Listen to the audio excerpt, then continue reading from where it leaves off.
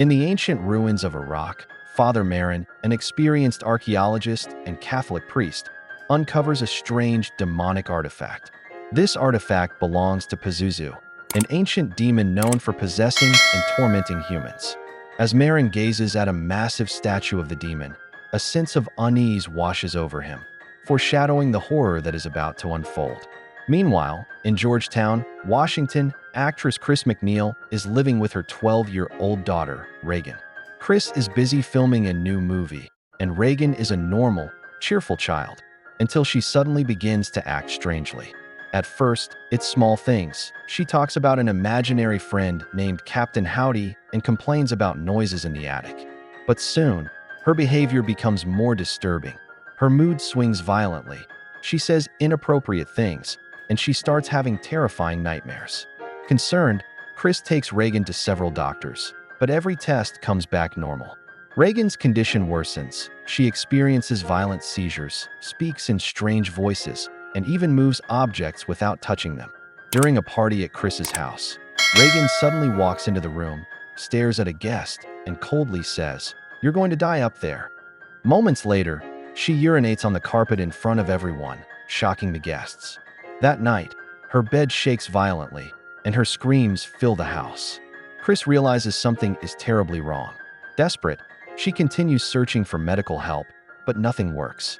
Reagan's body begins to change. Her skin turns pale, her face is covered in cuts, and her voice sounds like multiple people speaking at once.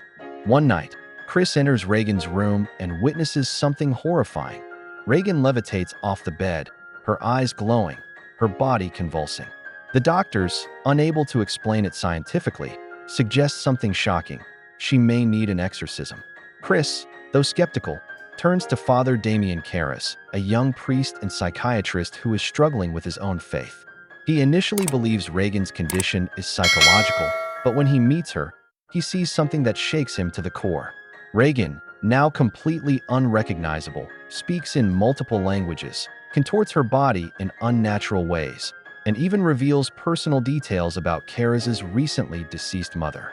She laughs in a deep, demonic voice, mocking Karras's faith and calling him weak. After witnessing her levitate, twist her head 180 degrees, and violently react to holy water, Karras is convinced this is a real possession. Karras seeks permission from the church to perform an exorcism, and they assign the experienced Father Marin to lead the ritual. When Marin arrives, he immediately senses the powerful evil within Reagan. The two priests begin the exorcism, reciting prayers and commanding the demon to leave. Reagan thrashes violently, hurling insults, vomiting green bile, and speaking in chilling voices. The battle is long and exhausting. Marin suffers a heart attack from the stress, leaving Karras to finish the exorcism alone. In a desperate move, Karras challenges the demon, shouting, "Take me instead." The demon, seeing an opportunity, leaps from Reagan's body into Karras. In his final moment of strength, Karras throws himself out of the window, tumbling down a long flight of stone stairs, killing himself and taking the demon with him. With Karras's sacrifice, Reagan is finally freed.